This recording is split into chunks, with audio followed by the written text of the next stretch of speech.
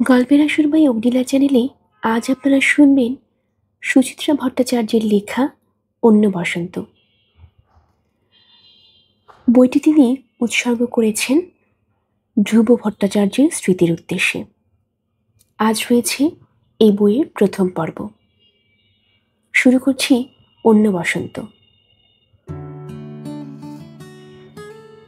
রাতে যে আজ বাড়ি ফেরা হবে না হিসেবে ছিল না তন্নিষ্ঠার। সকলে মিলে এমন জোরাজুরি শুরু করে দিল, মালবিকা হাত ধরে বলছে, তনু প্লিজ। বন্ধুরা টানাটানি করছে, রাতভর চলবে অনন্ত হাহা হিহি। এইসব ফেলে চলে যেতেও কি মন চায়?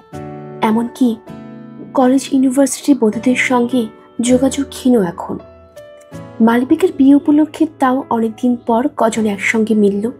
আবার তারা কবে একত্র হবে তার ঠিক কি? 11:30 বাজে। সুসজ্জিত বিশাল হল ঘরে কোণে রাখা ঢাউস বক্স দুটো সন্ধি থেকে নিচু গ্রামে সানাই বিচ্ছুরণ ঘটাচ্ছিল। থেমেছে মাত্র। খাওয়া দাওয়ার পাট শেষ। কেটারের লোকজন বাসন গোছাচ্ছে। উজ্জ্বল আলোকিত ঘরে যত্রতত্র ভ্রাম্যমান গুটি কয়েক পুলক কান্ত, নিকটাত্মীয় লম্বা লম্বা সোফায় এদিক ওদিক ঘুমন্ত বাচ্চা, এলোমেলো ছড়ানো চেয়ার, পায়ে পায়ে মলিন হয়ে আসা সেতু শুভ্র চাদরে রঙিন কাগজের টুকরো, গড়াগড়ি খাওয়া শূন্য কোল্ড ড্রিঙ্কসের বোতল, পিষে যাওয়া ফুল, ছেঁড়া মালা, বাতাসে চাপা আষ্টে গন্ধ। বিয়েবাড়ি এখন ভাঙা হাট। অনেকক্ষণ আগেই ভেলভেটের সিংহাসন থেকে নেমে পড়েছিল মালবিকা সুপ্রিয়। তারা এখন রাজা রানীর মতো বন্ধুদের মাঝে আসেন। জোর গজল্লা চলছে, উদ্দেশ্যহীন সংলাপের সঙ্গে উচ্চস্বরে হাসি, বিচিত্র বিভঙ্গে। কেউ লুটোপুটি খায়, কেউ পাশের জনকে কিল মারে, কেউ বা পাগলের মতো মাথা ঝাঁকায়, কেউ দাঁত বার করে শুধু ফিচ ফিচ। তার মধ্যে মালবিকার ছোট মাসি কোত্থেকে যেন উড়ে এলো। হাতে কাচের প্লেট, তাতে ইয়া বড় বড় রাজভোগ। সুপ্রিয়কে বলল, হাঁ করো, মালা তোমাকে এটা খাইয়ে দিক। ব্যাংক অফিসার সুপ্রিয় বেশ রগুড়ির ধরনের ছেলে। এতক্ষণ মাঝে মাঝে টুকরো টাকরা যোগ শোনাচ্ছিল। রাজভোগের সাইজ দেখে সে প্রায় আটকে উঠল। ওই জিনিস আমায় গিলতে হবে? বারে, বউ মিষ্টিমুখ করাবে না? নাও নাও, হা করো। এ মালা, তোল না একটা। ওই মিষ্টি গিলতে যে আমায় জলহস্তির হা করতে হবে মাসি। করবে, জলহস্তি না হলেও তুমি আজ গন্ডার তো বটে, সব সহ্য করতে হবে। সুপ্রিয় দুই বন্ধু থেকে গেছে রাতে, প্রত্যুষ আর অভিমন্যু। প্রত্যুষ একটু বাচাল ধরনের, হাস্যরোলের মাঝে ফস করে বলে উঠল, রাজভোগ কেন? মালবিকা অন্যভাবে মিষ্টিমুখ করাক। সে তো করাবেই, তারা কিসের? মালবিকার মাসিও তুখোর মহিলা, ঝপ করে ঘুরে তাকিয়েছে প্রত্যুষের দিকে। এই ছেলে, তোমার বিয়ে হয়েছে? কই আর, ওই আশায় আশা তো এখনো আশা। যদি একটা কোনো খিদিবুচি জুটে যায়।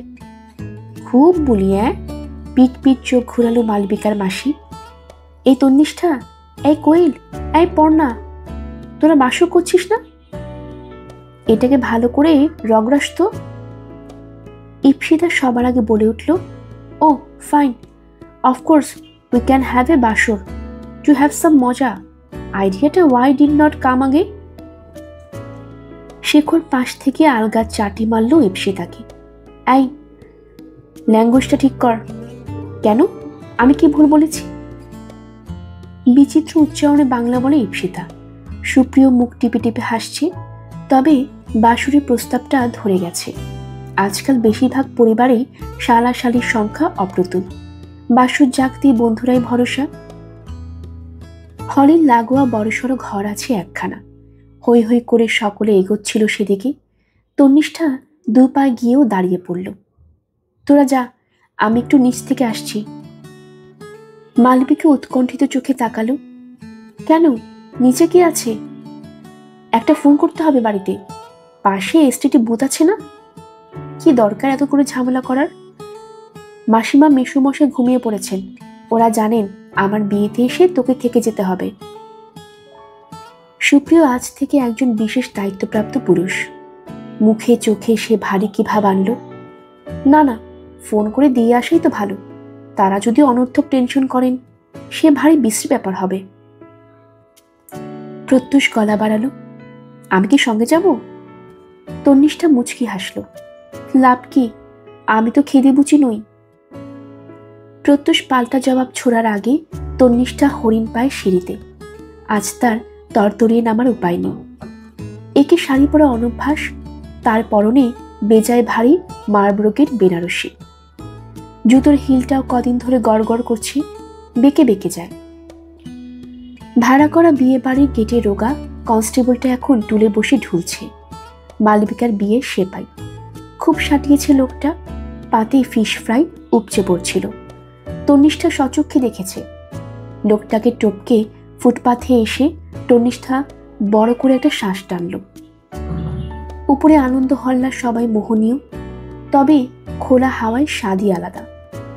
কি চমৎকার এক মলয় বইছে। আহা, না, এই মধুমাসেই বিয়ে করা সার্থক।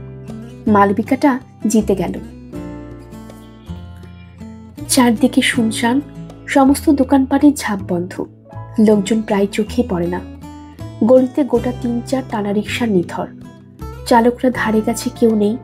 ফাঁকা রাস্তায় সিংহের মেজাজে ঘুরে বেড়াচ্ছে কয়েকটা খোয়াটে নেড়ি কুকুর। ফুটপাতবাসীরা ধার ঘেঁষে শয্যা পেতেছে, ডুবে গেছে গাঢ় নিদ্রায়। বড় রাস্তা দিয়ে হঠাৎ হঠাৎ ছুটে যাচ্ছে গাড়ি। সামনে বৃত্তাকার পার্ক ঘিরে পরপর টিউবলাইট, বহমান রাজপথের ধারে শ্রেণীবদ্ধ হ্যালোজেন রোশনাই। আলোময় এই শহর কেমন যেন রহস্যময় এখন। তন্নিষ্ঠা তেমন একটা গয়না পরেনি। গলায় সরু নেকলেস, কানে ঝুমকো, হাতে চওড়া বাউটি, ব্যাস। তবু আঁচলটা ভালো করে জড়িয়ে নিল গায়ে। রাস্তা পার হয়ে ওপাশের এসটিডি বুথে গেল। শাটার অর্ধেক নামানো। ভেতরে এক মাঝবয়সী লোক টিফিন ক্যারিয়ার খুলে যাচ্ছে। রুটি, আলু ভেন্ডির সবজি, কাঁচা পেঁয়াজ। তন্নিষ্ঠা গলা খাকারি দিল, দাদা, একটা ফোন করা যাবে? খেয়ে চলেছে লোকটা, চোখ তুলল না। বিরস স্বরে বলল, সেই জন্যই তো খোলা আছে। লোকাল না বাইরে? লোকাল। অবহেলা ভরে কাউন্টারের উপর রাখা টেলিফোন এগিয়ে দিয়েছে লোকটা। তন্নিষ্ঠা ভেবেছিল বাবা ফোন ধরবে। অনেক রাত্রি অবধি জেগে থাকে বাবা, বই পড়ার নেশা, কিন্তু ওপারে মা। তন্নিষ্ঠার কথা পুরো শোনার আগেই নন্দিতা কড়া গলায় বলল, তুমি কিন্তু খুব ইরেসপন্সিবল হয়ে যাচ্ছ তিন্নি। অনেক আগেই তোমার ফোন করা উচিত ছিল। সরি মা। তন্নিষ্ঠা সামান্য কুকড়ে গেল। অনেকক্ষণ ধরে করব ভাবছি, কিছুতেই পৈচুর মাঝে বেরোনো যায়। বুঝেছি, সব ভালো মতো ঢুকেছে? হ্যাঁ। ওখানে শোয়ার কোনো প্রবলেম হবে না? শোয়া হবেই না, এখনই বাসর শুরু হবে। ও, সকালে দেরি করো না, কাল আমি একটু তাড়াতাড়ি অফিস বেরোবো, তার আগে দয়া করে চলে এসো। মা আজ একটু গরম মনে হচ্ছে, বাবার সঙ্গে কিছু হলো নাকি আবার? তন্নিষ্ঠা কথা বাড়ালো না, শুধু বলল, আমি 8টার মধ্যে পৌঁছে যাব। আহার পর্ব শেষ। লোকটা কাউন্টারের ওপারে মাদুর চাদর বিছিয়ে ফেলেছে। এবার শোবে বোধ হয়।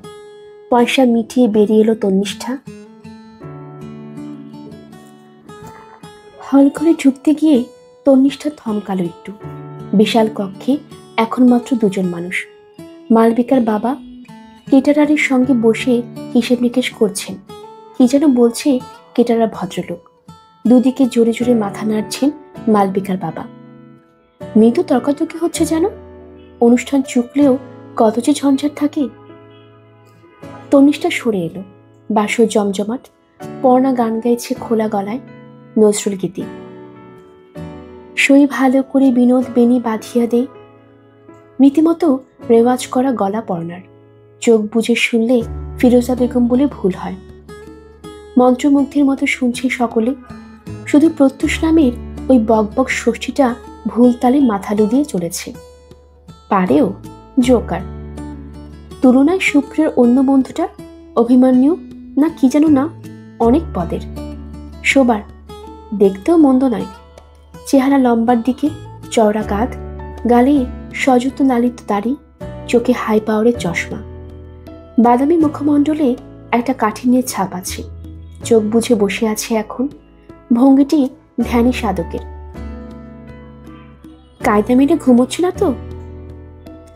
পর্ণার গান শেষ, সঙ্গে সঙ্গে তুমুল হাততালি। প্রত্যুষ মাথা ঝুঁকিয়ে কুর্নিশ করল।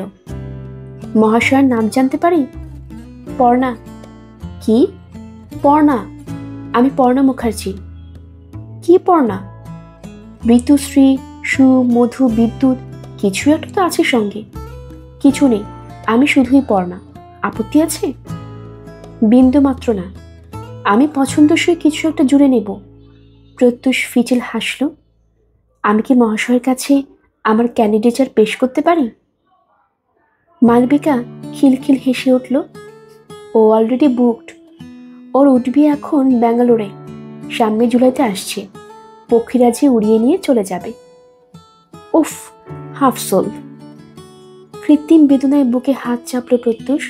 মালবিকার দিকে ফিরে বলল, ঝোপে ঝাড়ে কুড়ুল চালিয়ে লাভ নেই।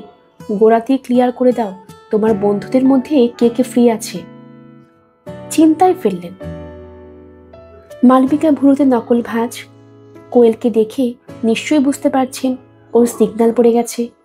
ওর বর তথা বর্বর ওই শেখর আপনার পাশেই বসে। সেই ফার্স্ট ইয়ার থেকে লটখট, গত বছর পিড়িতে বসেছে। আখি এখন গলা জলে। এক পেঁপে চোর থুরি প্রফেসর ওকে নাকারে চোবানি খাওয়াচ্ছে। আর ওই যে দেখছেন পেছনে ঘাপটি মেরে বসে আসে তন্নিষ্ঠা, ওরও সব ঠিকঠাক। কি কারণে যেন তোদের বিয়েটা পিছিয়ে গেল রে তনু? হট্টমেলায় নিজের প্রসঙ্গ এসে পড়ায় অস্বস্তি বোধ করল তন্নিষ্ঠা। তবু সপ্রতিভভাবে বলল, সৌনকে দাদু মারা গেছেন তাই। কালা সোচ। দাদু মারা গেলে এসব হয় নাকি? দাদু তো অন্য গোত্র। সুপ্রিয় বিজ্ঞের মতো বলল, দাদু মানে বাবার বাবা, ঠাকুরদা। ও তাই বলো, তা প্রায়শ্চিত্ত করে নিলেই তো হয়। অনেকক্ষণ পর এই প্রথম অভিমন্যু কথা বলে উঠল। কালা সোচ ঢোজ আজকাল আবার কেউ মানে নাকি? শেখর লঘু গলায় বলল, যে মানে সে মানতেই পারে। একটু আধটু দেশি কাস্টম তো আমাদের মানাই উচিত। সিলি কাস্টম, অপ্রয়োজনীয় রীতিনীতি। কোনো রীতিনীতি আকাশ থেকে পড়ে না, সব আমাদের জন্য তৈরি। কোনো রীতিনীতি আকাশ থেকে পড়ে না, সব আমাদের জন্য তৈরি। সবেরই কিছু প্লাস পয়েন্ট আছে। শেখর তর্ক জুড়েছে। পরিবারের একজন মারা গেছে, তাকে সম্মান জানাতে হবে না? সরি, মানতে পারলাম না। কালা সহজ বলে কোনো আমোদ প্রমোদটা আজকাল বন্ধ থাকে শুনি। বাড়িতে একটা বিয়ে হলে মৃত মানুষকে বুঝি অসম্মান করা হয়? এক্স্যাক্টলি। ইপ্সিতা মাথা দোলালো। সম্মান কামস ফ্রম হৃদয়। সোশ্যাল ফাংশন স্টপ করে দেওয়াটা বোগাস ব্যাপার। আচ্ছা, কালা সুচ চলতে চলতে যদি আরেকজন মারা যায়, তনুর বিয়ে আবার 1 বছর পিছবে? আখি চোখ টিপল। এই করতে করতে দেখা যাবে তনুর বিয়েটাই হয়তো আর হলো না। আমার কি মনে হয় জানেন? অভিমন্যু গলা ছাড়ল। ওইসব বস্তা পচা নিয়মকানুনগুলো টান মেরে নর্দমায় ফেলে দেওয়া উচিত। যত সব প্রাগৈতিহাসিক রিচুয়াল। শেখর হাত উল্টালো। সেভাবে ধরতে গেলে তো মঞ্চপরি বিয়েরও কোনো মানে হয় না। হয় নাই তো। যে লোকটা আওড়ায় সেও অর্থ বোঝে না, যারা শোনে তারাও না। মন্ত্রগুলো আমাদের কাছে অং বং চং ছাড়া আর কি? এই যে সুপ্রিয় এতক্ষণ নিষ্ঠা ভরে মুখে ব্যথা করল, ওকে জিজ্ঞেস করুন ও কটা শব্দের মানে জানে। মালবিকা মিনমিন করে বলল, তবু শাস্ত্রে যা আছে তা তো একটু আধটু পালন করতেই হবে। শাস্ত্র? হোয়াট ইজ শাস্ত্র? আজ থেকে 1000-2000 বছর আগের মানুষজন নিজেদের জ্ঞান বুদ্ধি মতো যেসব নিয়ম বিধান তৈরি করে গেছে, তাকে অন্ধভাবে অনুসরণ করার নাম শাস্ত্র পালন? সময় কি এগোয়নি? মানুষকে এখনো ঠুলি পড়ে থাকবে? খতিয়ে দেখবে না ওগুলোর এখন আর কোনো ইউটিলিটি আছে কিনা? অভিমন্যু হঠাৎই বেশ উত্তেজিত হয়ে পড়েছে। ওই শাস্ত্রই আমাদের মাথা খেলো। শিক্ষিত মানুষদের মধ্যে এমন কতগুলো জেলো সংস্কার এখনো অনড় হয়ে বসে বাঁধা আছে। সাধে কি আজকাল ধর্ম ব্যবসায়ীদের এত রমরমা? ও, আপনি এথিস্ট? শেখরের ঠোঁটে ব্যঙ্গের হাসি। আমি কি, সেটা অন্য প্রশ্ন, কিন্তু শাস্ত্র ধর্ম এগুলো কি সে তো আমাদের জানা দরকার। যত সব মানুষকে সুরসুর দেওয়া চাবিকাঠি। প্রত্যুষ এতক্ষণ পেন্ডুলামের মতো এদিক ওদিক ঘাড় দোলাচ্ছিল। হঠাৎ কটমট করে অভিমন্যুর দিকে তাকিয়েছে। আই অভি, এটা তোর বিজ্ঞান মঞ্চ নয়, অনেক হয়েছে, আর নো জ্ঞান মারা বলেই নাটকীয় ভঙ্গিতে মালবিকার দিকে ফিরেছে। কিসের থেকে কি হইল? মোহন পলাইয়া গেল? লেকচারের গুতোয় আমার কেসটাই ভোগে? পায়রা ওড়ানো হাসি উঠল আবার। পলকে বাসু স্বাভাবিক ছন্দে মালবিকা স্মুথ মুখে বলল, না স্যার, ভুলিনি। তন্নিষ্ঠা তো ফসকে গেল। হাতে পড়ে রইল পেন্সিল, মানে ইপসিতা। হ্যাঁ হ্যাঁ, ইপসিত খালি আছে। ওরে বাস, আমি বাংরেজি বলতে পারবো না। ইপসিতা মুখ দেখালো। আমার বইই গেছে। বাহ, এই তো বেশ বাংলা বলে। I can speak Bangla better than you. বলি না, আই ডোন্ট ফিল লাইক, তাই। আহারে, আমার বাংলা মায়ের অ্যাংলো মেয়ে। চোখে আগুন হেনে ইপসিতা আরো কিছু বলতে যাচ্ছিল। কোয়েল প্রায় মুখ চেপে থামালো তাকে। মোটা সোটা গোলগাল চেহারার ইপসিতা ধনির দুলালি। বাবার নাকি 3টে টি গার্ডেন, বাড়িতে তাদের নিখুঁত বিলিতি ঠাটবাট। তবে মুখের ভাষা যেমনই হোক, মনটা তার ভারী সাদামাঠা। ইউনিভার্সিটি গিয়ে এসে দিব্যি এসব মধ্যবিত্ত ছেলে মেয়েদের সঙ্গে নিজেকে মিশিয়ে দিয়েছে। খুচরো ঠাট্টা তামাশা উপেক্ষা করেই এমন আনন্দের মুহূর্তে সে চটমটে একটা সিন ক্রিয়েট করুক, কোনো বন্ধুরই তা অভিপ্রেত নয়। আবার হাসি মশকরা চালু। ক্ষণপূর্বের মৃতভাষী রাগী যুবক অভিমন্যু এবার টুকটাক ফুট কাটছে। তারই ফাঁকে ফাঁকে চলছে মালবিকা আর সুপ্রিয় চোরাসুরচারী সংলাপ। দুটিতে বেশ ভাব হয়ে গেছে। মালবিকার চন্দন শোভিত মুখে গভীর তৃপ্তির ছাপ দেখে ভালো লাগছিল তন্নিষ্ঠার। সম্বন্ধ করে বিয়ে, মালবিকা মনে হয় সুখীই হবে। পুরনো কথা উকি দিয়ে গেল তন্নিষ্ঠার মনে। বড়সড় একটা ল্যাং খেয়েছিল মালবিকা ইউনিভার্সিটিতে পড়ার সময়। অনিন্দ পঞ্চারটার সঙ্গে বেশ একটা মাখো মাখো ব্যাপার ঘটেছিল মালবিকার। ক্যান্টিন, কফি হাউস, গঙ্গার পাড়, সিনেমা হল, নন্দন চত্বর, সর্বত্রই মালবিকার অনিন্দ। বলা নেই কওয়া নেই, অনিন্দ ধুম করে কেটে পড়ল অস্ট্রেলিয়ায়। মাঝে 1-2বার এসেছিল, মালবিকার সঙ্গে যোগাযোগ করেনি। কিছু নিশ্চয় হয়েছিল। মালবিকা মুখ ফুটে বলে না, মাঝে কেমন যেন বিষাদ প্রতিমা হয়ে গিয়েছিল মেয়েটা। সুপ্রিয় নিশ্চয়ই মালবিকার মন থেকে অনিন্দকে মুছে দিতে পারবে। পর্ণা আবার গান ধরেছে, সমবেত দাবিতে হিন্দি ফিল্মি গান, তবে ছন্দটি ভারী সুরেলা। আলাপচারিতাও চলছে নিচু পর্দায়। শেখর MA করার পর প্রাইভেটে ম্যানেজমেন্টের কোর্স করেছিল, সঙ্গে সঙ্গে সফটওয়্যার ট্রেনিংও। চাকরি পেয়েছে নামে ফিন্যান্স কোম্পানিতে। অফিস তার ধ্যান জ্ঞান। এই বাসরেও সে অফিসের সমস্যা সাতকাহন করে শোনাচ্ছে সুপ্রিয়কে। বুস্তারের মতো মাথা নাড়ছে সুপ্রিয়, বোধহয় পরামর্শও দিচ্ছে। কোয়েল সম্প্রতি ঢুকেছে এক কুরিয়ার সার্ভিসে। ফিস করে আখেকে স্যালারির অঙ্ক শোনালো। তেমন একটা বিশাল কিছু নয়, তবু মুখটা ফ্যাকাশে হয়ে গেল আখির। স্বাভাবিক, আখি অনেক বেটার স্টুডেন্ট ছিল, এখন বেহালার দিকে এক কলেজের পার্ট টাইম লেকচারার। হাতে যা পায় শুনলে ঠিকই ঝিরাও হাসবে। তন্নিষ্ঠার ছোট্ট শ্বাস পড়ল। তার তাই বা জুটছে কই? MA হল, বিএড হল, তবু গতবার নেট স্লেট দুটোতেই বসেছিল, কোয়ালিফাই করতে পারেনি। এবছর যদি লেগে যায়। রাত বাড়ছে, এবার শুরু হয়েছে ঝিমুনির পালা। উচ্ছ্বাস অনেক কমে এসেছে ঘরে। প্রত্যুষ পর্যন্ত হেলান দিয়েছে তাকিয়ায়, বেশ বোঝা যায় জোর করে চোখ খুলে রেখেছে। মালবিকার ঘাড় হেলে গেছে সুপ্রিয়র কাঁধে। ইপ্সিতার চোখ কচলাচ্ছে, ঘড়ি দেখছে ঘন ঘন। শেখর আর অভিমন্যু শুধু জাগ্রত, হাত পা নেড়ে কথা বলছে কুটুর কুটুর। ওইসব ধর্ম আর শাস্ত্র নিয়ে গম্ভীর আলোচনা বোধ হয়। আঁখি আর কোয়েল গুটিসুটি মেরেই শুয়ে পড়ল। তন্নিষ্ঠারও চোখ লেগে আসছিল। ঘুম তাড়াতে উঠে গেল হল পেরিয়ে ব্যালকনিতে। বড় বড় হাই তুলল কয়েকটা, আর মোড়া ভাঙল। বিয়ে বাড়িতে এই সময়টাই খুবই বিশ্রী। এই বাড়িতে আরও একটা ঘর আছে, সেখানে আত্মীয় স্বজনরা ঠাসাঠাসি করে শুয়েছে। কোথায় যে এখন যায় তন্নিষ্ঠা? ধূপ, বাড়ি ফিরে গেলেই হতো। বাসর থেকে বেরিয়ে এসেছে ইপ্সিতা, সঙ্গে কোয়েল শেখর। ইপ্সিতা চেঁচিয়ে ডাকল, এই তনু, উই আর লিভিং হিয়ার। এত রাতে? বাড়িতে বলে রেখেছি লেট নাইটেও ফিরতে পারি। শেখরদের ড্রপ করে দেব। If you like I can drop you also at your বাড়ি। লোভনীয় প্রস্তাব, কিন্তু না, ঝঞ্ঝট অনেক। তাদের ফ্ল্যাট বাড়ি কম্পাউন্ডের গেটে তালা পড়ে গেছে। দারোয়ানকে জাগাতে জান নিকলে দিবে। তারপর আবার বাড়ি গিয়ে বেল বাজাও, ঘুম থেকে তোলো।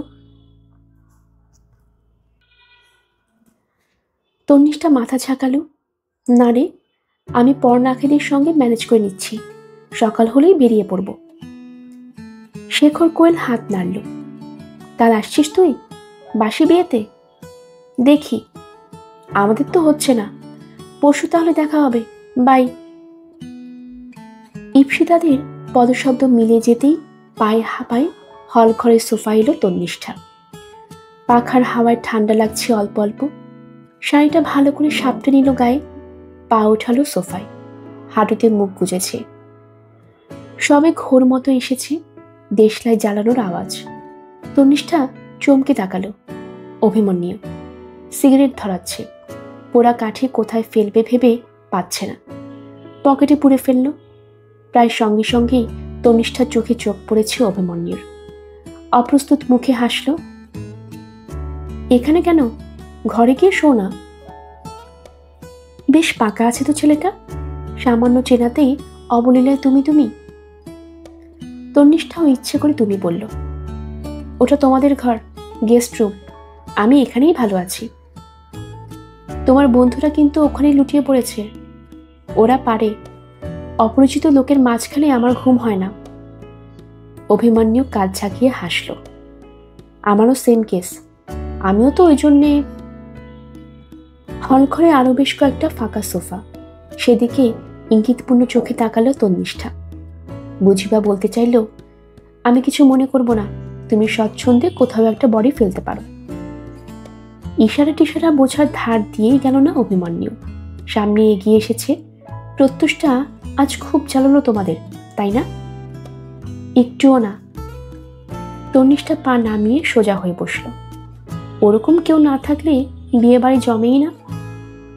হ্যাঁ, ও একটু ফানি আছে। ভালো তো, হুকোমুখো হ্যাংলো নয়। অভিমন্যু যেন কথাটা ঠিক সহজভাবে নিতে পারল না।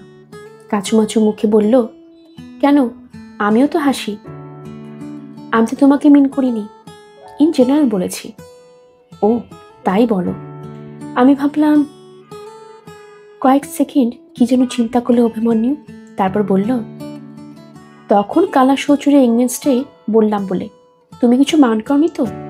আসলে আমি বলতে চাইছিলাম, আমরা মুখে আধুনিক, এদিকে মনে মনে পড়ে আছি সেই মাধাতার আমলে। শিক্ষিত লোকের এরকম ডুয়েল চেহারা আমার সহ্য হয় না। সহ্য তো তন্নিষ্ঠারও হয় না, কিন্তু উপায় কি? সৌনকের বাবা সব রকম আচার বিচার মানেন যে, এই করলে অযাত্রা, ওই দেখলে বাধা, অমুক মাসে তমুক জিনিস ছুতে নেই। নিজে ডাক্তার তো সঙ্গে সঙ্গে একটা করে বৈজ্ঞানিক যুক্তিও খাড়া করে দেন। তন্নিষ্ঠার আশীর্বাদে দিন কি হলো? পাত্রপক্ষের আসার কথা বিকেলে, ভর দুপুরে ভদ্রলোক সদল বলে হাজির। কেন না, একটা 42-এর পরে নাকি আর শুভ কাজে বেরোনোর যোগ নেই। সৌনকের দাদু মারা যাওয়ার পর বাবা গিয়েছিল, ফিরে এসে সে কি হাসাহাসি। মৃতের জন্য শোক নিয়ে এতটুকু। সৌনকের বাবা নাকি খালি হম্বিতম্বি করে চলেছেন। ডেড বডির মাথা তোলার আগেই গীতা দাও, পশ্চিমে মাথা করে শুয়ে দাও। ভদ্রলোক নাকি পূজা আহ্নিক না করে চেম্বারে বসেন না, ফি শনিবার কালীবাড়ি ছোটেন। সৌনক আবার গর্ব করে বলে, আমার পিতৃদেব ডাক্তার সুকুমার রায়চৌধুরী কিন্তু অত্যন্ত গোঁড়া মানুষ, তুমি তার সঙ্গে ঠিক মতো মানিয়ে চলতে পারবে তো? তন্নিষ্ঠা অনেকটা স্বগতোক্তির মতো বলল, কি করা যাবে, আমাদের বেশিরভাগ মানুষই তো এরকম। তুমিও কি বেশিরভাগেরই দলে? ভেবে দেখিনি। তন্নিষ্ঠা হেসে ফেলল, দাঁড়িয়ে আছো কেন, বসো। বসলো অভিমন্যু, সিগারেটের শেষ টান দিয়ে আবার এদিক ওদিক তাকাচ্ছে। তন্নিষ্ঠা বলল, পকেটে রেখে দাও, তবে স্বচ্ছন্দে মেঝেতেও ফেলতে পারো, গোটা ঘরটাই অ্যাশট্রে হয়ে আছে। অভিমন্যু হেসে ফেলল, মেঝে ফেলে চেপে চেপে নেভাচ্ছে সিগারেটটা। জোরে শ্বাস নিল একটা, আরো কয়েকটা পরপর, নাক কুচকে শোকার ভঙ্গি করছে। তোমার পারফিউমের গন্ধটা তো দারুণ, অনেকটা ব্রুট ঘেঁষা, কিন্তু এ তো ব্রুট নয়। তন্নিষ্ঠা তেরচা চোখে তাকালো, তুমি মনে হচ্ছে গন্ধ বিশারদ, পারফিউমের শখ আছে বুঝি? না, ওই পেশার খাতিরে যেটুকু। পারফিউম বেচো? বেচি তো বটেই। অভিমান্যুর চোখ ছোট করে মুখ টিপে হাসছে, ভঙ্গিটি বিচিত্র। বলল, অল্প স্বল্প বানাইও। ঈষৎ চমকালো তন্নিষ্ঠা, তোমার পারফিউমের ফ্যাক্টরি আছে? হ্যাঁ, তাও বলতে পারো। যেন বাচ্চা মেয়েকে বোঝাচ্ছে এমন ভঙ্গিতে কথা বলছে ছেলেটা। কারখানা একটা আছে, 12x12 একটা ঘর, 3 জন কর্মচারী, 2টো মেশিন। চলে তোমার পারফিউম? মার্কেটে দেখেছি। সম্ভবত না, তোমরা তো সব ফরেন পারফিউম মাখো, আমরা দেশি ব্যাপার, বাজার বলতে মফস্বল। অভিমন্যু আবার নাক টানল, তোমার গন্ধটা বেশ লাগছে, ভাবছি চুরি করব। গন্ধ চুরি? মামলা করতে পারবে না।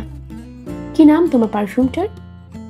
কি জানি, অত দেখিনি, মা ড্রয়ারে ছিল, মেখে নিয়েছি।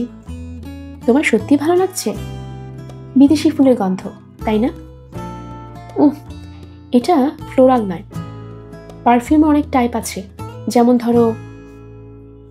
একটা দীর্ঘ লেকচার শুরু করতে যাচ্ছিল অভিমন্যু, থেমে গেল অকস্মাৎ, মাথা ঝাঁকিয়ে বলল, যাকে, তুমি তো পরশু বৌভাতে আসছোই, নামটা কাইন্ডলি দেখে এসো, তোমার গন্ধটা আমায় খুব হন্ট করছে।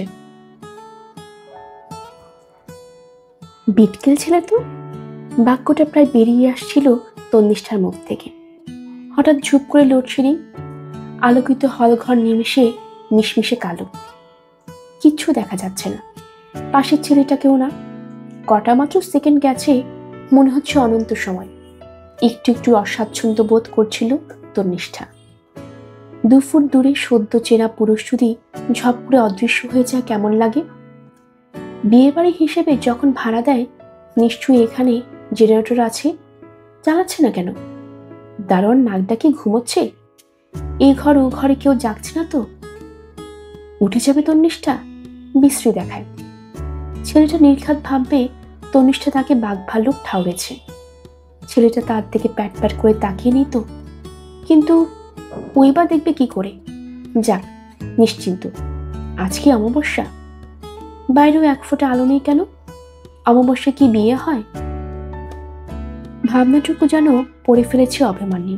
ফস করে দেশলাই জ্বালালো, পকেট থেকে সিগারেট পার করতে গিয়েও করল না। জ্বলন্ত কাঠি হাতেই ধরে আছে। নিভে গেল কাঠি, আবার একটা ধরালো, আবার নিভল, আবার জ্বালিয়েছে। আধো আলোয় তাকে দেখে নাকি অভিমন্যু। আরো একটা কাঠি নেভার পর তন্নিষ্ঠা বলে উঠল, থাক না, কাঠি নষ্ট করছো কেন? আবার অন্ধকার, আবার নিঃশব্দ, আবার চোরা অস্বস্তি। অভিমন্যু বরফ ভাঙল, যেন কথা বলার জন্য কথা বলছে, যেন কথা খুঁজে নিয়ে কথা বলছে। এমন স্বরে বলল, কোন মাসে তোমার বিয়ে ঠিক হয়েছিল? এই তো অঘ্রাণে। মানে নেক্সট অঘ্রাণ অবধি তোমার প্রতীক্ষা করতে হবে? অজ্ঞতা। তোমার বরের নামটা কিন্তু বেশ, সৌনক, কে ছিল জানো? একবার শুনে সৌনক নামটা মনে রেখেছ তো? তন্নিষ্ঠা আলকাভাবে বলল, হবে কোনো দেবতা বা অসুর। অভিমন্যু গম গম করে হেসে উঠল, আরে না না, রামায়ণের ক্যারেক্টার, মানুষ, জনকের ছেলে, ধরতে গেলে সীতার ভাই, রামের শালা। বলা হয় সৌনকই নাকি গোত্র ধর্মের প্রবর্তনকারী ঋষি। ফান্ডা লড়াচ্ছে? অন্ধকারে মুখ টিপে হাসল তন্নিষ্ঠা। কত ভাবেই যে ছেলেটা মেয়েদের ইমপ্রেস করার চেষ্টা করে। অভিমন্যু ফের বলল, সৌনকবাবু করেন কি? ইঞ্জিনিয়ার, জেফারসনে আছে। সে তো বিশাল কোম্পানি। হেড অফিস কি কলকাতায়? না, নয়ডাতে, দিল্লি। ভটভট শব্দ বেজে উঠেছে, আলোগুলো জ্বলে উঠল। অজান্তেই একটা স্বস্তি মাখা শ্বাস বেরিয়ে এলো তন্নিষ্ঠার বুক থেকে। এদিক ওদিক তাকিয়ে উঠে দাঁড়িয়েছে।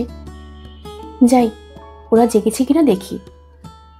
না, সারাদিনে হুল্লোড়ের পর সকলেই শ্রান্ত। কয়েক মিনিটের বিদ্যুৎহীনতায় কারোরই চোখ খোলেনি। ছড়িয়ে ছিটিয়ে শুয়ে আছে আখিরা, প্রত্যুষের মুখ হা, মালবিকার সুপ্রির মাথা এক তাকিয়ে। অভিমন্যুর ভেজর ভেজরে ঘুম ছিঁড়ে গেছে। পর্ণার পাশে একটুক্ষণ শুয়েও উঠে পড়ল তন্নিষ্ঠা। সে একটু শয্যাবিলাসী, নিজের বিছানা ছাড়া ঘুম তার আসবেই না।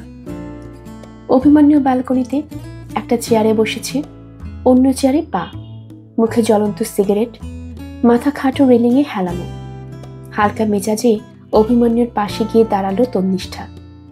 এখনো কারেন্ট আসেনি, পথবাতিগুলো এখনো নিভে আছে, বাইরে ছমছম অন্ধকার। তন্নিষ্ঠা কৌতুকে স্বরে বলল, এত সিগারেট খাচ্ছ কেন? ঘুম তাড়াচ্ছ? আলকা একবার তন্নিষ্ঠাকে দেখে নিয়ে অভিমন্যুর চোখ আবার বাইরে, দূর মনুষ্কের মতো বলল, রাস্তাটাকে খুব স্ট্রেঞ্জ লাগছে, তাই না? তাই কি? তন্নিষ্ঠা রেলিং ধরে ঝুঁকল। মনে হচ্ছে না ওটা একটা নদী, পিচ ডার্ক, বয়ে যাচ্ছে অন্ধকারে? তন্নিষ্ঠার চোখ বড় বড় হয়ে গেল। গন্ধবিদ কি কবিতাও লেখে? বেশ কয়েক মাস ধরেই আশঙ্কাটা ঘনীভূত হচ্ছিল। চরমপত্র মিলল আজ। অফিস ছুটির মিনিট 20 আগে মুম্বাইয়ের সদর দপ্তর থেকে পাঠানো সাদা জানলা খামগুলো টেবিলে টেবিলে বিলি করে গেল লক্ষণ। খাম খোলার সময়ও শুভেন্দু পুরোপুরি আন্দাজ করতে পারেনি। পড়তে পড়তে শরীর শক্ত হয়ে যাচ্ছিল ক্রমশ। চোস্ত বয়ান, ধানায় পানায় নেই, যা বলতে চায় চাছা ছোলা ভাষায় চিঠিতে জানিয়ে দিয়েছে কোম্পানি। পূর্বাঞ্চলে ক্রমাগত লোকসানের দরুন এবং একদিকে আর ব্যবসা বাড়ার আশু সম্ভাবনা না থাকায় কোম্পানি পরিচালক মণ্ডলী কয়েকটি জরুরি পদক্ষেপ নিতে বাধ্য হচ্ছে। এক, কলিকাতা স্থিত পূর্বাঞ্চলীয় দপ্তরটি আর পূর্বাবস্থায় থাকবে না। এখানকার কর্মীর সংখ্যা 38 থেকে 12 নামিয়ে আনা হলো। 2, যেসব কর্মচারী বয়স 50-এর উপরে অথবা যারা 20 বছরের বেশি চাকরি করছেন, কোম্পানি তাদের আগামী 90 দিনের মধ্যে স্বেচ্ছা অবসর নেওয়ার অনুরোধ জানাচ্ছে। কোম্পানিতে তাদের দীর্ঘ অবদানের কথা মাথায় রেখে এবং তাদের ভবিষ্যৎ সুনিশ্চিত করার জন্য প্রভিডেন্ট ফান্ড, গ্র্যাচুইটি ও অন্যান্য আইন মোতাবেক সুবিধা ছাড়াও এককালে নির্দিষ্ট পরিমাণ অর্থ প্রদানের জন্য কোম্পানি অঙ্গীকারবদ্ধ হচ্ছে। অর্থের পরিমাণ কিভাবে স্থির হবে পত্রের শেষে তার উল্লেখ করা আছে। 3, যাদের বয়স 50-এর নিচে অথবা যারা 20 বছরের কম চাকরি করছেন এমন 10 জনকে পূর্বাঞ্চলীয় শাখা দিয়ে রাখা হবে। এই 10 জনই নির্বাচিত হবেন চাকরি জীবনের সিনিয়রিটি এবং কর্মদক্ষতার ভিত্তিতে। 4, পিয়ন ব্যতীত এই শাখার বাকি কর্মচারীদের মুম্বাই সদর দপ্তর এবং হায়দ্রাবাদ শাখায় বদলি করার সিদ্ধান্ত নেওয়া হলো। কে কোথায় যোগ দিতে ইচ্ছুক তা 15 দিনের মধ্যেই মুম্বাই সদর দপ্তরে জানানো আবশ্যিক। 5, পূর্বাঞ্চলীয় দপ্তরের শাখা প্রধানকে আপাতত ওই দপ্তরে কাজ চালিয়ে যেতে নির্দেশ দেওয়া হচ্ছে। এরপর 2 লাইনের শুকনো ভদ্রতা। উপরোক্ত সিদ্ধান্তগুলির জন্য কোনো কর্মচারী যদি অসুবিধা ঘটে, কোম্পানির পরিচালক মণ্ডলী তার জন্য আন্তরিক দুঃখিত। Please bear with us. শেষ বাক্যটাকে মনে মনে অনুবাদ করতে পারল না শুভেন্দু। আমাদের মতো কত কষ্ট সহ্য করুন, আমাদের সঙ্গে কষ্ট সহ্য করুন, নাকি আমাদের সহ্য করুন? উফ, কোনোটাই হচ্ছে না। একমাত্র বুঝি সাহেবরাই শব্দগুলোর মর্ম বোঝে, অথবা দণ্ডমুণ্ডের কর্তারা। ক্ষমতা হাতে থাকলেই বুঝি কথাগুলো বলা যায়। রিডিং গ্লাস খুলে কপালের রক টিপে ধরল শুভেন্দু। বসে আছে নিঝুম, মাথায় বেবাক ফাঁকা, যেন মহাশূন্য। শেষ পর্যন্ত ছুটি তাহলে হয়েই গেল। মাত্র 53 বছর বয়সী শুভেন্দু দাশগুপ্ত একজন অবসরপ্রাপ্ত নাগরিক, একজন মিস্টার এক্স। পুরো অফিস নিস্তব্ধ, আলপিন পড়লেও শব্দ শোনা যাবে। তড়িৎ শ্যামল দীপঙ্কররা এই একটু আগেও আগামীকালের ক্রিকেট ম্যাচ নিয়ে গলা ফাটাচ্ছিল। তারা সহসা নির্বাক, বিহব্বল। অফিসের একটা মাত্র মেয়েটি, সবিতা পাইন, টাইপ মেশিনে হাত রেখে স্ট্যাচু। পিল্লাই আর সদাশিব ব্যানার্জিরও চোখ নিষ্পলক। হঠাৎ দেখলে মনে হয় গোটা অফিসটাই একটা ফ্রিজ শট। মিনিট 10 পর গুঞ্জন উঠল। সদাশিব অনুচ্চ স্বরে কি যেন বলল বিজন রায়কে। বিজন আরো নিচু গলায় অশ্লীল একটা খিস্তি করল। তড়িৎ ফুঁসে উঠল, মামদোবাজি পায়া, হুকুম করলেই মুম্বাই হায়দ্রাবাদ ছুটতে হবে, কেস ঠুকে দেব আমি। শ্যামল নীরস স্বরে বলল, লড়ার পয়সা আসবে কোত্থেকে? চাকরি তো থাকবে না। চাকরি খাওয়া অত সোজা? এই চিঠিটাকে আমি বেআইনি প্রমাণ করব। করিস ক্ষণ, এখন আগে ভাব কোথায় যাওয়ার অপশন পাঠাবি। দীপঙ্কর মলিন হাসছে। উত্তেজিত হয়ে লাভ কি? এ তো জানাই ছিল, সামডে অর আদার। শুভেন্দু মাথা ছাকালো আপন মনে। সামডে অর আদার এবং দ্য ভেরি ডে, দুটোর মধ্যে গভীর পার্থক্য আছে। এই কথা কি বোঝে না দীপঙ্কর? বিপদের সম্ভাবনা আর বিপদ কি এক হলো? মণিশঙ্কর পিল্লাই টেবিল থেকে উঠে পড়েছে, কেমন যেন টলতে টলতে টয়লেটের দিকে চলে গেল। মিনিট খানিকের মধ্যেই ফিরেছে, চোখে মুখে জল ছিটিয়ে। সিট অবধি গেল না, শুভেন্দুর টেবিলের সামনে দাঁড়িয়ে পড়েছে। ভাঙাচোরা হাসি খেলছে মুখে। রুমালে হাসি আর জল মুছতে মুছতে বলল, so Dasgupta, our game is over. Subhendu খেটো হাসল। ও শিওর, একদিন না একদিন খেলা তো শেষ হতোই। দুদিন আগে নয়, দুদিন পরে। নো, নট দুদিন, আরো 9 বছর আমার চাকরি ছিল। সার্ভিস আমার বাই করে দিল। বাই বলছো কেন? We can start a fresh. শুভেন্দুর স্বরে ঠিক প্রত্যয় ফুটল না, তবু বলল, এখনো তো আমরা খাটতে পারি, কি বলো? কোথায় খাটবো? হ্যাঁ, বানাদার জব তুমি পেয়ে যাবে। তোমার যে অ্যাকাউন্টসে ব্রেন আছে, বোগাস। হিউম্যান ব্রেন এখন টোটালি ইনএফেক্টিভ, কস্টিংয়ে আসে না। কম্পিউটারে ডাটা ফিট করলে সে আমাদের চেয়ে অনেক ভালো অ্যাকাউন্টস করে দেবে। আর লোক নিলেই বা আমার চান্স কোথায়? থাউজেন্ডস অ্যান্ড থাউজেন্ডস অফ ছেলে বেকার। আমার ছেলে তো বিকম করে সিম্পলি লয়টারিং। সেদিন একটা ইন্টারভিউ দিয়ে গেল, অনলি 1400 অফার করেছে। কম্পিউটার ট্রেনিং আছে তাও। পিল্লায় ছোটখাটো চেহারাটা গুটিয়ে গেছে, যেন জোরে জোরে মাথা দোলাচ্ছে। ক্যালকাটা এখন totally dry. Nothing is left in Calcutta excluding the lefts. এত উদ্বেগের মধ্যেও শুভেন্দু হেসে ফেলল।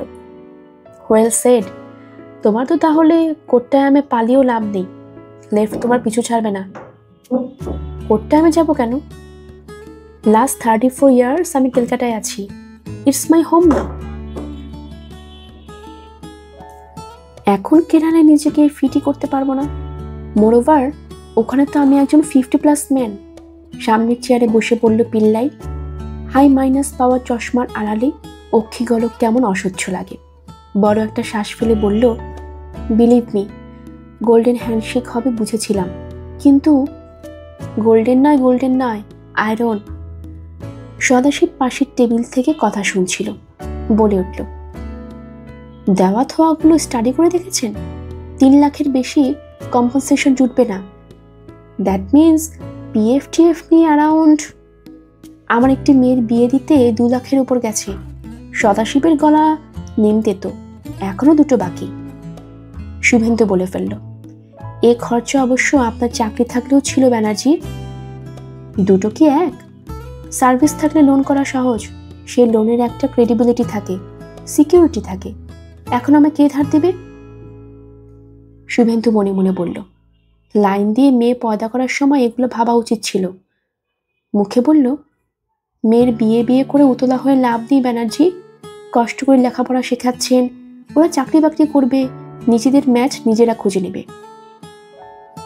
আপনার পক্ষে এসব বলে দেওয়া সোজা দাশগুপ্ত। নিজের মেয়ের একটি সলিড পাত্র ঠিক করে ফেলেছেন। মিসেস চাকরি করে, মোটা কামাই। মিসেসের লোনে ফ্ল্যাট হয়ে গেল, ওয়েল সেটেলড লাইফ। দিব্যি পায়ের উপর পা ছড়িয়ে থাকবেন, নাটক থিয়েটার করে বেড়াবেন। একার সংসারের যাতা পেশা কি জিনিস তা তো কোনোদিনও টের পেলেন না। কথাগুলো বর্ণে বর্ণে সত্যি, আবার সত্যি নয়ও।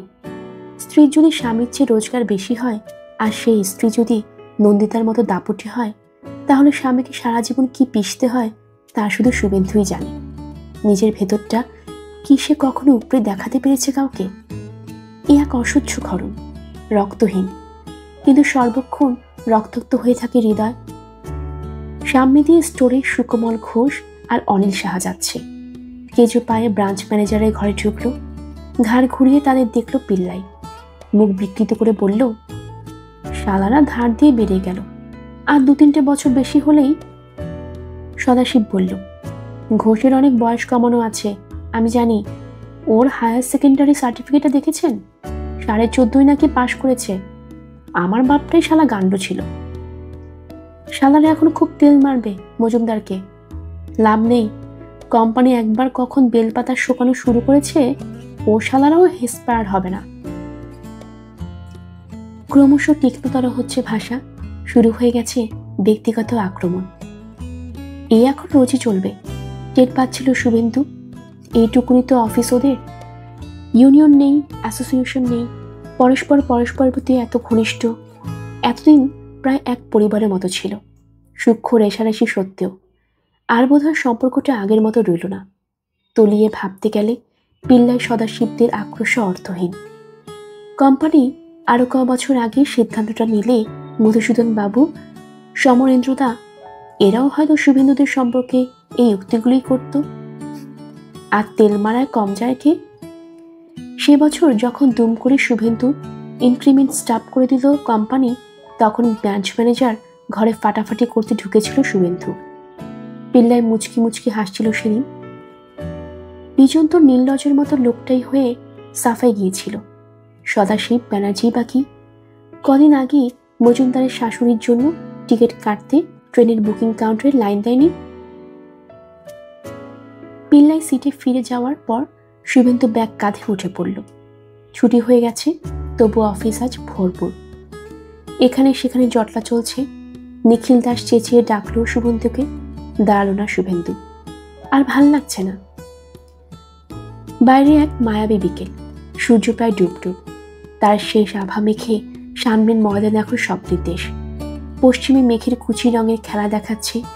মাঝ আকাশে এক সুর লম্বা সাদা রেখা। একটু আগে কোনো জেট প্ল্যান উড়ে গেছে বোধ হয়। ছুটি ভাঙা মানুষ, ব্যস্ত যানবাহন, দূরে গাছগাছালির প্রতিফলিত রশ্মিতে উজ্জ্বল স্কাইস্ক্র্যাপারের সারি। ক্যানভাসে আঁকা ছবির মতো লাগে যেন। হাওয়া বুঝি মৃদুমন্দ, শুকনো হাওয়া। এমন দিনে বুঝি ইচ্ছে করলেও মন খারাপ করে থাকা কঠিন।